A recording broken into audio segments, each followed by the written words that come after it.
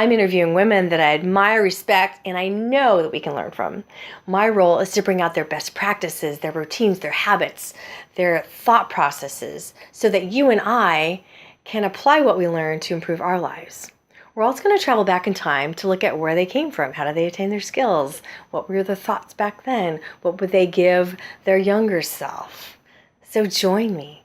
Tonight we're talking to Lori Matsukawa, who is a news anchor for King 5 TV. She is a Seattleite and a pillar in our community. She's won numerous awards and has been on many boards, both community and nonprofit. And in fact, I met her at a community event when I was maybe 7 or so. It was very exciting because I would see her on the news and then I see her in person. Oh my gosh!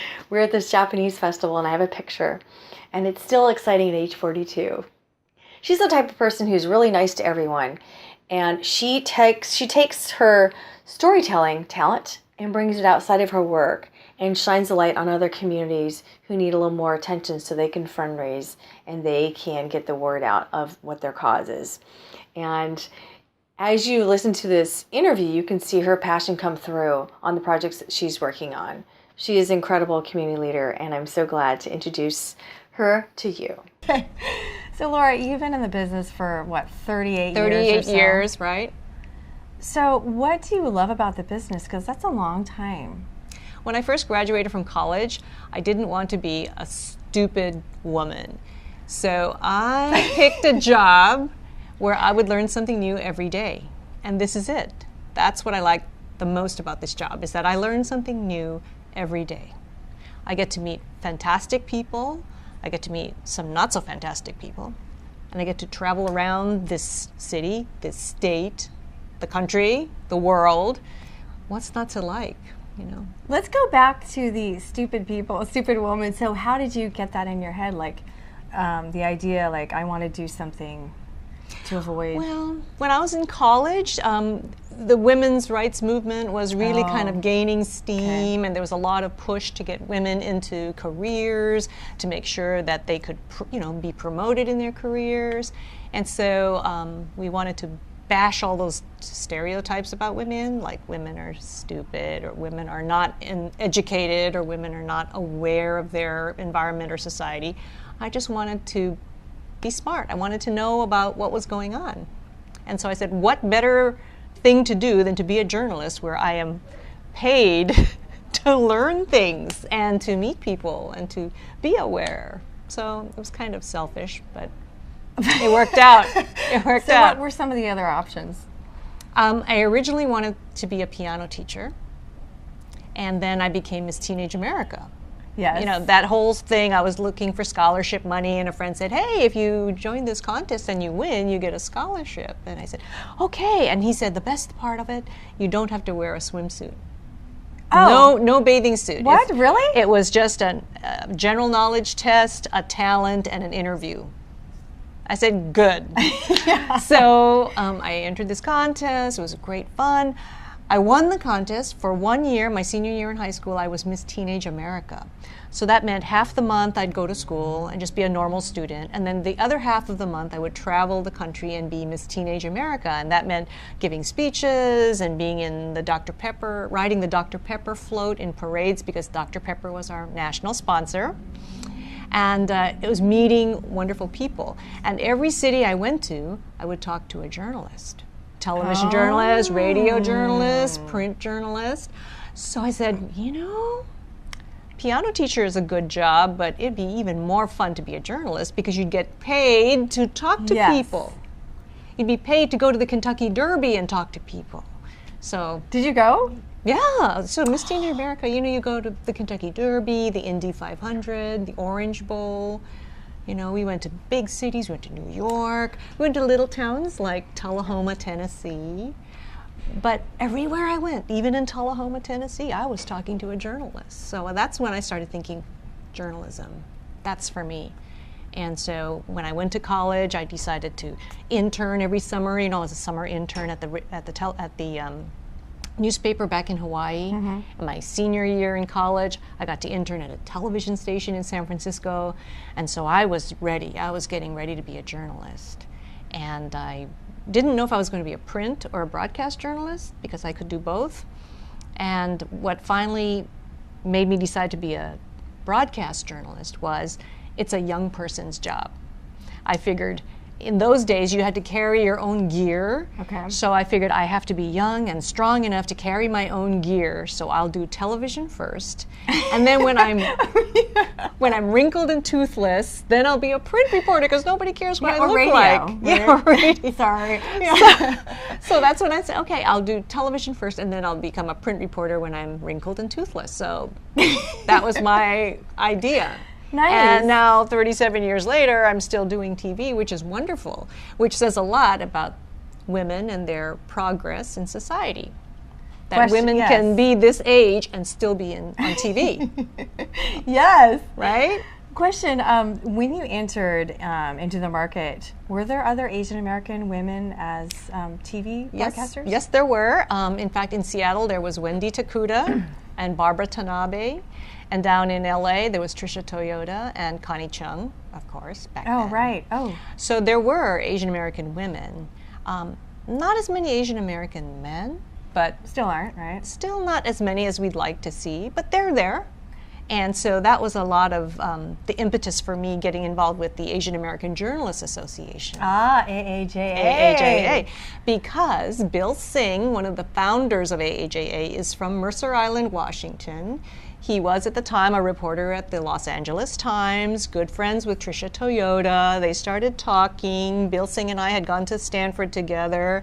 And so we started talking about this group called AAJA. So LA was the first chapter, San Francisco was the second, and Seattle was the third chapter. Wow. So the Bill Singh, Mercer Island, Lori, Stanford, Trisha Toyota connection was all there. And Wendy Takuda, who is from here, Seattle, was working in San Francisco. So it was just this kind of wonderful little thing that was going on back then. Yeah, and you were a part of that. Right. That is cool. 30 years, that was 30 years ago when the Seattle chapter came to be. Wow. So, yeah. So media has changed a lot, particularly TV media. So what are some of the positive changes that you see? Well, I think the positive changes is that you will see it immediately. You will see the news so much faster. The immediacy is right there. You'll see it on your phone instantly, right? Or you'll see it on social media right away. And you will see it even, live broadcasts just are everywhere. The technology has come so far, and so it brings you instant information. That's an advantage and a disadvantage. Okay. Because for us, the reporters, it's just working harder and faster.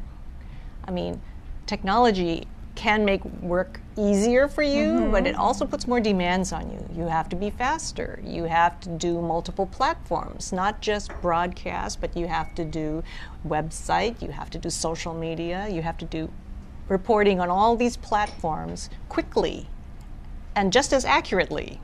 So it's a lot of hard work. It So is. what do you think about that? Because now your job is a lot more work, and you have to be that much more authentic, right? And I've found that I anchor 5 newscasts a night. And it wasn't that way when I first started. I anchored 2 or 3 newscasts a night. Now I do 5. And they're either a half hour or an hour long. So it's many hours of anchoring newscasts every night, in addition to doing the social media, in addition to writing for the website. So there are a lot of demands. So you have to kind of be young at heart and very curious all the time so that you can provide stories for your viewers and readers every day. Something that they'll remember or take home with them or talk about over the water cooler. So speaking of, in terms of, I think most people actually don't know how the news works exactly. So how do you grab the stories? How does that work? We depend on everybody to be our eyes and ears out there. So we get a lot of news story ideas from people tweeting something or texting us, sometimes calling. Hey, there's a big fire outside my house. Hey, why are all the cops around this school? Hey, we are being put in lockdown. What's going on? So everyone out there are a source of news. Of course, nothing beats going on your beat. So we have journalists who go to the courthouse, and journalists who call the police every day, and then there are journalists who go to schools every day. And so then when all that information is here, what happens to it? Who has it, and then how is it distributed? How is it? It all goes into this big list, and then they have a morning news meeting where they decide, okay, the dayside newscast, so noon, 4 and 5, 6:30, they divvy up the stories and decide which reporter gets what, which one is most important for the viewers, and which ones are, important for the record. They get assigned. And then the anchor people, like Dennis Mounds and myself, we come in. We read through what has been written, what has been reported. We, kind of edit it so that it's suitable for our voice or our storytelling style. And then we just charge into each newscast. So it's pretty demanding. So what are your favorite types of stories to share? I think my favorite stories are ones about the people in this region, in our state. Stories that tell about their life, because that's the most important thing about this job, is that you are helping people know their neighbors. Yeah.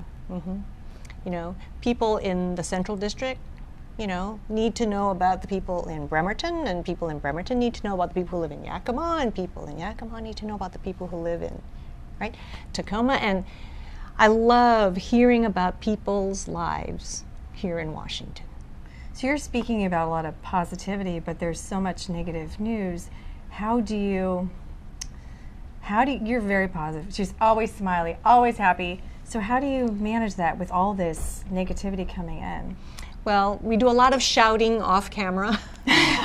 Which we'll see on Can't believe this has happened. When something frustrating happens, Yeah. or when something very cruel happens, or when something very sad, or mass shootings. Mass shootings are the worst. I mean, you just go, oh no, not again. And yet, you go into this kind of emergency mode. It's like we've kind of done it so many times, it comes automatically, where people go out, they get their live shots, we sit in the studio, we're ready. Start feeding us information so that we can get it out there. What's happening, where is it happening, where do drivers have to go, where do pedestrians have to go, what schools are being locked. We have to kind of share all this information so people know what to do. That's so you go into emergency mode, and really the horror doesn't kind of sink in until maybe when you go home that night. And then you go, oh, that was terrible. That was terrible. When you were saying that, because I was thinking, okay, TV news is pretty negative, but as you're saying it, I'm thinking, well, actually, it is negative, but it's in order to help people. Like when that lady was murdered in Bothell, that was right outside, they were in my yard. I'm like, oh. Right. Uh-oh. Yeah, what's happening? What do I do? And so I see that you're helping. I mean, it's like you are being that. Right, the Aurora bus crash is an example. My student was in it, my exchange student. See? This horrible crash. Yes. So the motorists are affected, the students are affected, their families are affected, the tourists, all of the medical people are coming there. And so we're there to kind of show you this is happening. Please stay away. So motorists and people will stay away. Let the emergency people come and do their job. And it's just, getting information out there so that people know what's happening and will stay away. Stay away and let the medics do their job. Let the fire department do their job, the police, right? I'm actually just seeing this very new, Lori. I was like, oh, you're helping. It is negative, but it is true. So let's get it out there. Oh, thank you. See, but I didn't see. But news isn't always negative too. Like sometimes we just do stories about programs that are working or people that are doing marvelous things in the neighborhood. So that's part of the storytelling too. And originally, we're the only industry really, or the only profession that's guarded by the Constitution of the United States. The First Amendment provides for freedom of the press. And the reason is we're kind of like a watchdog on government. So we take that role very seriously. So it's not negative, but it is watchful. So when our investigative unit goes out and tries to explore institutions for the developmentally disabled, They're not trying to be negative. They're trying to show people what's happening, and if we don't like what's happening, can we change it? Or when they go out and do stories about state ferries and how they're bleeding money, it's not trying to be negative. It's showing people what's happening, and do you want this to continue or do you want to change it? It's always looking to watch government and make sure that, you know, it's doing good by the people. Yes, and I certainly was helped with my little law back then. So, I mean, I definitely think media is good, but I was just thinking the negativity, but it's more, you have to show the truth in order to be able to have people make a difference. So. I think King, and that's where experience maybe comes into play, they do kind of take into consideration the audience. They know the audience doesn't want to have too much blood and guts. Yeah. Some stations do that. They have every shooting and every knifing and every negative situation that you can imagine on their newscast. And I think we're trying to be a little more careful. We don't go after every bloody story. You know, we pick and choose, and we try to get something in the mix that's more positive, or something that's more funny, or something that's more amazing, or something that's environmental. Like we had whales, we had gray whales, pictures of gray whales on our newscast. For the only reason being that it's almost spring, gray whales come up here. Look at this picture of a gray whale. Yeah. So It's cool. So, you know, we try to pick and choose, and we try to bring a balance to the newscast, maybe that other stations don't. They have a different kind of newscast maybe than what we would have. And that's okay. You've had a lot of opportunities to have these unique experiences since you're a local celebrity, and you donate to so many different causes and everything. So, what are some of those unique experiences that you like? So, what comes to mind is the Blue Angels. So, okay. As a journalist, I am so blessed and fortunate because journalists get to do some stuff that the ordinary folks don't get to do, and that's our job. We do these really kind of on the edge stuff and share it. As if you were there. Yes. So I was fortunate. I didn't fly with the Blue Angels. I flew with the Thunderbirds. Oh. The U.S. Air Force Thunderbirds. And you know how that jet takes off. It doesn't just take off like a jet. It takes off like a rocket. Yeah. It goes straight up like a rocket. And we pulled 9 Gs on that morning. So, and I didn't throw up. So I think that's a huge achievement to pull 9 Gs and not throw up. I thought we did awesome. Didn't you have footage of that or something? Yeah, we did footage, and we had the anti-gravity glove thing going on. What's that? When you come down, you lose gravity. So there's a moment of weightlessness. Oh, okay. In the cockpit. So you float your glove, and it floats in weightlessness in front of you. So you experience weightlessness in this jet. It's just quite amazing. Oh. But I think the amazing thing about this job is I was able to go to China and follow then Governor Locke on his first trade mission to China, and he visited his ancestral village, and we got to see this little Chinese village that was like a centuries-old throwback. They didn't even have plumbing, indoor plumbing in this village. And so to travel to China with the governor was very special. To cover the 2 Olympics, Winter Olympics, one in Salt Lake City and one in Vancouver, fantastic. And to be this close to Apollo Ono, and to be this close to people who ride bobsleds and jump off ski jumps, and it was just very exciting stuff. And I was able to go to cover a post-earthquake in El Salvador, Nicaragua. Wow. So there was a lot of traveling, and that was really gratifying to me because it helped calm me down after one of the most difficult decisions I had in my career. That's actually one of my questions. Oh, okay. Yes, tell us. So I am here, in a wonderful television station in Seattle, but I'm thinking, is there something more? Can't I work for the network? Can't I be a network correspondent? Because then I can say, Lori Matsukawa, Cairo, Lori Matsukawa, Tokyo, Lori Matsukawa, Shanghai. So I did get a job offer through AAJA at one of their job fairs. Nice. And I was offered the chance to be a network correspondent out of Los Angeles. But then I had to look and my son is just in elementary school at the time, having a wonderful experience there. My husband is in a high-ranking, very demanding television job, but doing so well in Seattle. And I had to decide, do I uproot them and go to Los Angeles because I want to be a network correspondent? You know, what is the effect going to be on them?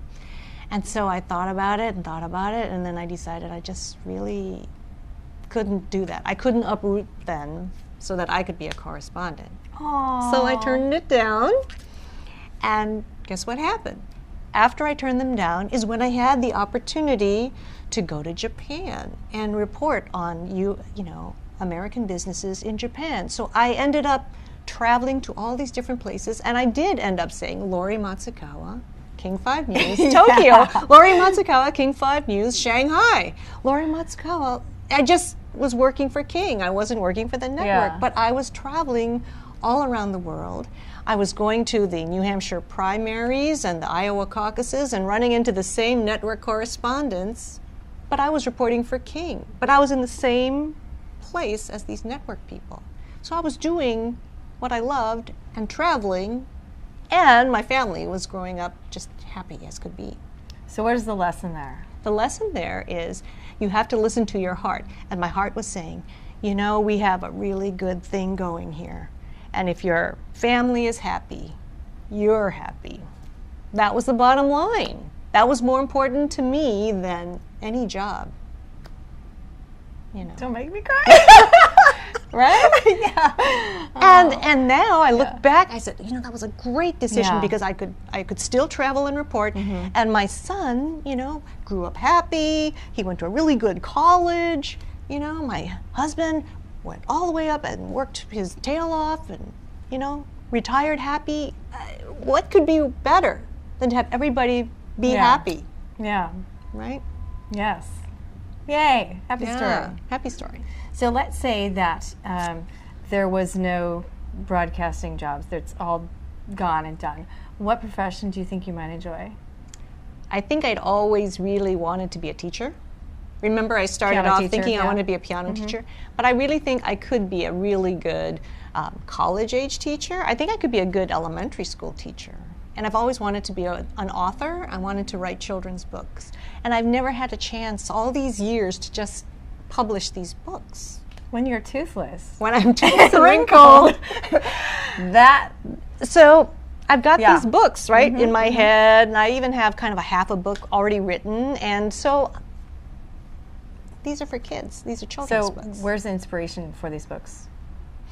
Again, from collecting all my news stories. Okay. You know, so much is happening on here with animals and with the environment and with just the interaction between people, of all kinds of diverse people, people of different abilities, people with different backgrounds. I think those are the kinds of stories we have to share with our kids and help them understand the world around them and appreciate the world around them, because it's such a beautiful world, really.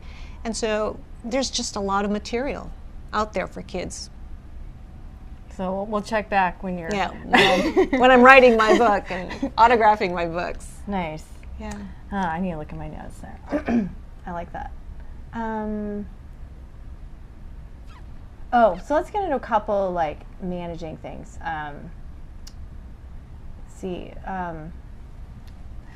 What would you tell your 25-year-old self?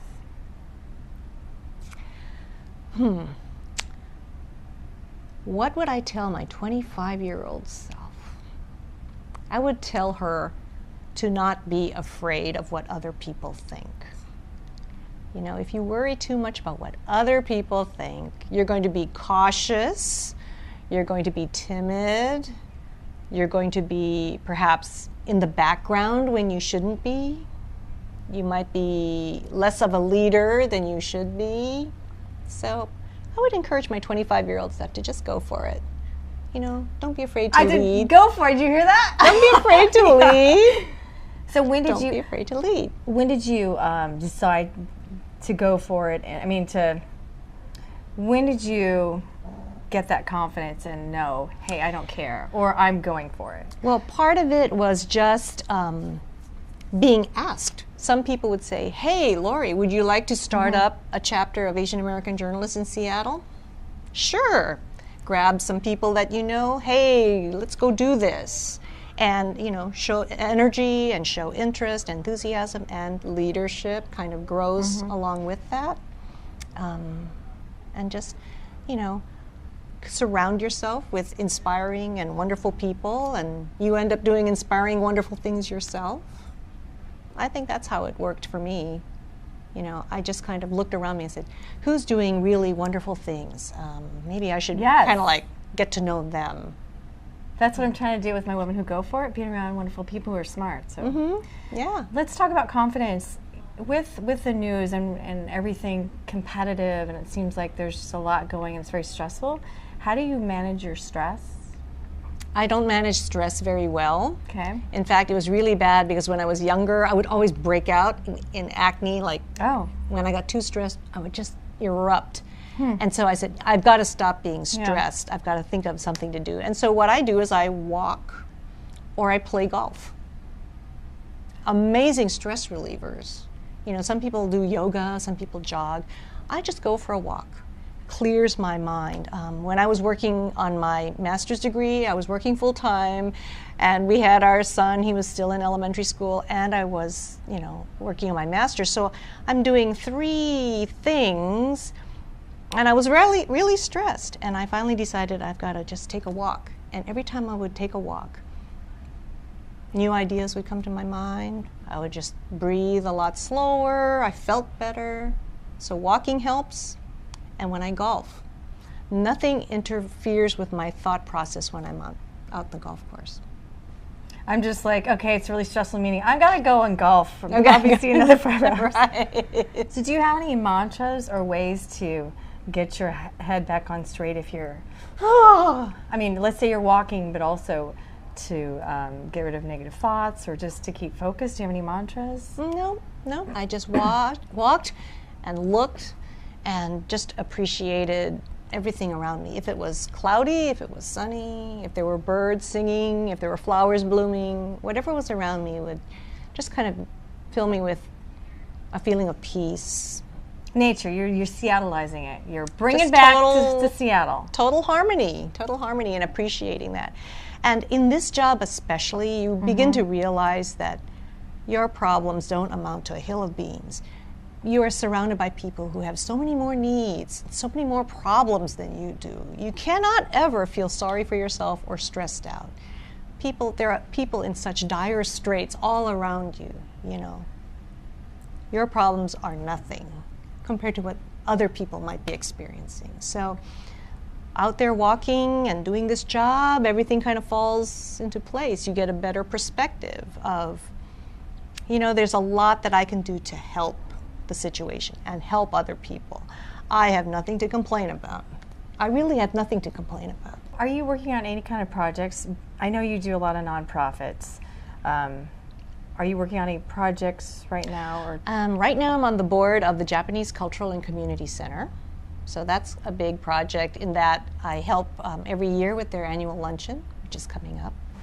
And so that's a little time consuming. And then my husband is now a pastor. So I play the role of pastor's wife on Sundays. A new role for me. And I'm also kind of in a long-term news project about the effects of Executive Order 9066, the executive order that put all the Japanese Americans in internment camps during World War II. Working on a long-term project on that. Can you tell us a little bit about that? I just interviewed, let's see, what was Star Trek guy? Oh, George Takei. Yeah, George Takei was at my National Speakers Association, and there was, there's a lot of controversy because they wanted to hear about Star Trek, but he was talking about the Japanese internment camps, and then people were like, I don't know. What is that? They didn't understand well, it. yeah, I mean, some of them didn't understand, but some of them, I don't know, I don't want to say too much. So I interviewed my mom and my aunt about it, but it was interesting because they didn't have a lot to say because they were too young. Well, and they weren't really supposed to say. And it was so, anyways, I want to hear what your project is about. Okay, the idea is Yeah. in 2017 is the 75th anniversary of the signing of Executive Order 9066, which put 120,000 Japanese Americans in incarceration camps. So on the 75th anniversary, here in Seattle, we have to know about it and how 9066 touched the lives of so many people here in Seattle. And so that's my working title, is Touched by 9066. Oh. And so not only were people here incarcerated in these camps, many of them going to Minidoka in Idaho, but the people here were also very instrumental in helping one another once they got out of camps. And so they actually stayed at the old Japanese language school. They call it the Hunt Hotel, because all these people from Hunt, Idaho came out of the camps, couldn't find housing, and lived at the Japanese language school in the classrooms, using the classrooms as apartments. Did not know that. For years, from like 1945 until 1959. So I interviewed one of my, how is he related to me? My mom's uncle, before he died, and I have a little bit of footage from that. But most people who were adults and have passed on. So, well, a part of them it was from interviews I've done in the past. Okay. You know, here at King, but not only were people here sent to camps and then they came back from camps, but they were fighting the incarceration in the courts and going to jail for it. And then there were people who were fighting in the U.S. Army for the country, even though their families were in camps. And then there were people here fighting for redress, the government apology and payment for those who were there. So there were these people who were fighting for redress. And now there is a whole new generation, what we call the Yonsei, the fourth generation, who are artists and, artists, writers, filmmakers, who are documenting this experience for the future and applying it to today. We're not going to stand back and let the government do any kind of a violation like that again. We're not going to allow the government to violate anyone's constitutional rights again. So it's created kind of this really aware generation, and it's all happening right here in Seattle. I don't have to go anywhere really to cover the breadth of this story. Ooh, so I have some footage for you in case you want. Okay. So my relatives went to a farm. What format is this going to be, like a written? Just a series of short news stories, and then you can stitch them all together and maybe make a long form. But right now, it's just a project in the works, and I probably I'm saying too much about it, but this is something that is near to me. Well, and it's important for this region to know it. That there were so many people were touched by it, and not just Japanese Americans. There were newspaper editors who were touched by it. There were land developers who were touched by it, farmers who were touched by it. And they were not necessarily Japanese Americans.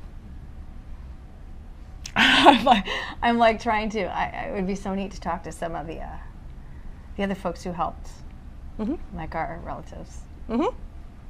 Yeah.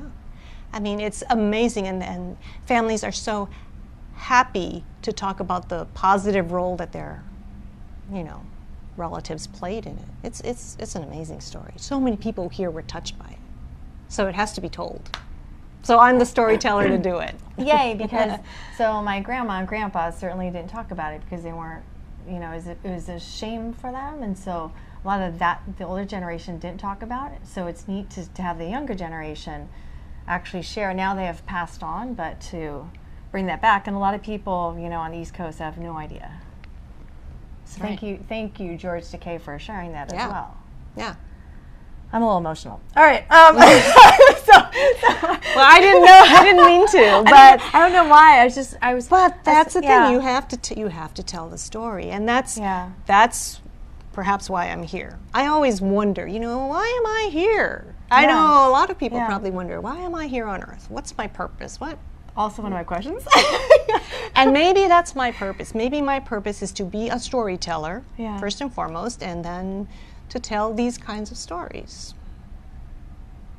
Yeah, I think that's so important. So what is next for you? I know you're working on That's a Big Project, but is that maybe the books and maybe a teacher, or like? I don't know. I don't know. This is such a wonderful job, but you know, I am getting a little tired, and it would be nice to change. She's got her teeth though. I know. So, but I think my future is to always be a storyteller. Just maybe not in this environment. Maybe I'll have another chance to be a storyteller someplace else, and doing something else. But I think I'm always going to be a storyteller, no matter what. So last question, do you have advice for the women watching? These are professional women who are go-getters, and you've had a couple of years. I would say, again, don't be afraid and don't worry about what other people think. You know, if you worry about your competition, if you worry about these other people around you, you're just defeating your own purpose and your own mission. You just have to kind of focus on your mission, keep going, 2 steps forward, maybe 1 step back, but always keep moving forward, and don't worry about the other people. You know, let them worry about themselves. Go for it. That's what she was getting to. Yeah. Thanks, Lori.